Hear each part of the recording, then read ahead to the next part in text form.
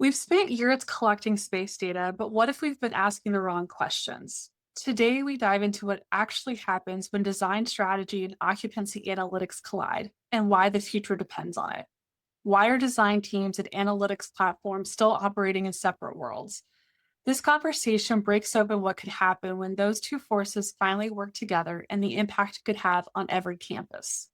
Welcome to another Bowtie Tuesday. I'm joined by someone I've had the privilege of working alongside and someone I deeply admire in this space, Shannon Dowling. She brings a rare blend of design, research, and insight into how learning environments truly shape the student experience. We're talking about where campuses need to evolve, how student behavior should drive design decisions, and why design and analytics working together is the future. Shannon, I'm so glad you're here. Thanks for having me. So you're a researcher, designer, educator, trend watcher. Which of these identities most shapes how you think about learning environments today? Sure. And I think that's a hard question because I feel like the mesh of all these identities kind of defines who I am. But I feel like that the research piece of that is what differentiates me and how I approach design. It keeps me in the state of active learning myself. It forces me to listen and to stay curious. I feel like the trend watching is a way to do environmental scans, do steep analyses, literature reviews. These are like those tools that evoke curiosity and deepen understanding. And then the educator in me keeps me in touch with student needs and experiences. And then the designer translates that into the built form, which helps me make the world a little bit more human. So, what's a future trend in student behavior or campus life that institutions just aren't prepared for? That one is really fun. I'm curious if you've heard me say this before because it's something I've been saying for years now, but I feel like there's this slow erosion and eventually the Carnegie unit is going to disappear altogether as this sort of organizing principle of undergraduate learning. So we've built pretty much education in general around this whole butts and seats mentality and space utilization.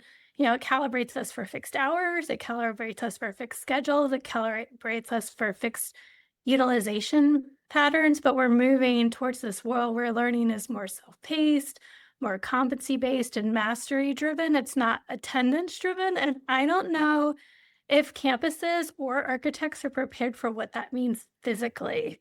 It's like students still want the physical campus. They still want it as this place to live and learn together. And we're preparing for demographic shifts. We're preparing for, financial shifts. But I don't know if we're preparing for this scheduling paradigm that I feel like is on the horizon.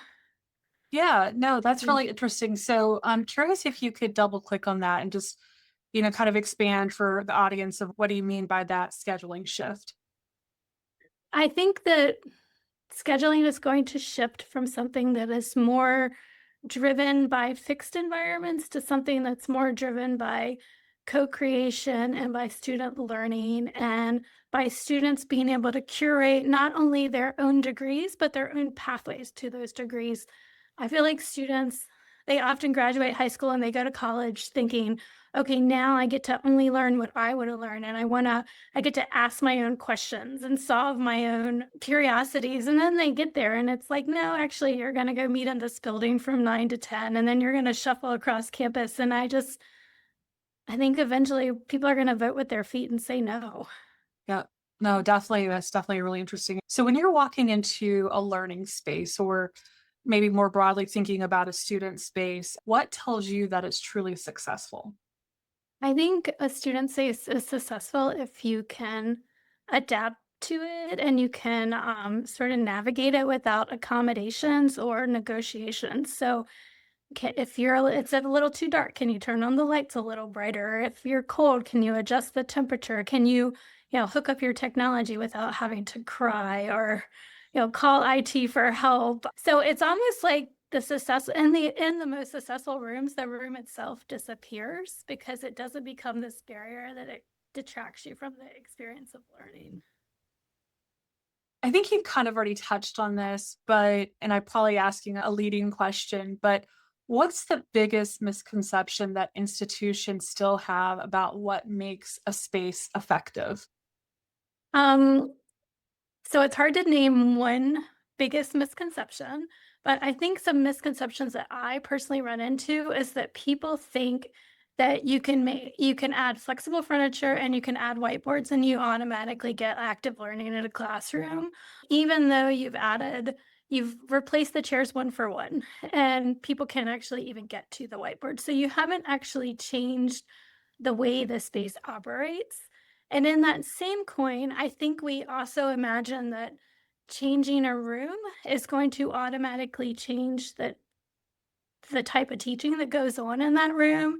And we often change a room, but we don't orient faculty members. We don't provide any training. We don't do anything to build their confidence in using that room. And so, therefore, you've just wasted those resources. And then on the flip side of that, we often train instructors. We offer these courses in active learning and in best practices, but then we go and we put them back and in the auditoriums and in the fixed lecture halls. And I think they can be more effective, but they still have to fight the room instead of using the room as this tool that elevates an experience for everybody. So I feel like we just got this mismatch going on between what we design and who do we design for and how we bring everybody into the conversation. No, absolutely. And I know you've done a lot of classroom master plans over the last few years. And so I'm curious just because we know that that's not an easy, the reality that you just described, that's not something that we can change overnight. Kind of like how, working with, I think of like three or four institutions off the top of my head that you've worked with in developing these comprehensive plans. If there's an institution watching today that is just like, yes, that's my campus, and where do I start? How do they start affecting change on their campus? Yeah, and I think that we always say, like, it's not just about physical space, but it's also about policy, it's also about scheduling, and it's also about giving students the right amount of time outside of the classroom so that they can participate inside the classroom. It's like you have to layer on a bunch of different ingredients in order to get the tools to success. And, I know like a lot of times, for instance, we look at these schedules and we see that nobody wants to teach before 9 o'clock.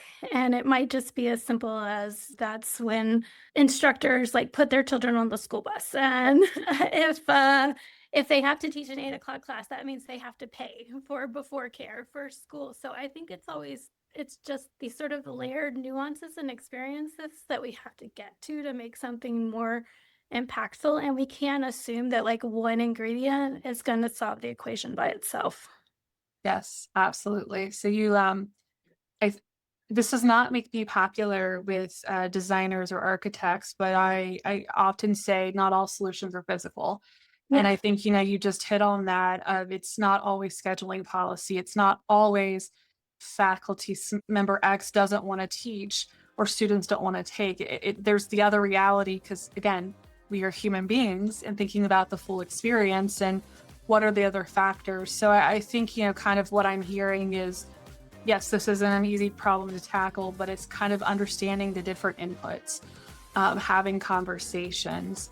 Hi, Alyson here. My interview with Shannon Dowling was fantastic. In fact, we decided to make a part two so we can continue the conversation next week. I hope you enjoyed Shannon's insights into design and how she calls out many misconceptions and identifies opportunities for change. Next week, join us again as we cover more on the side of analytics and post-occupancy evaluations. See you then.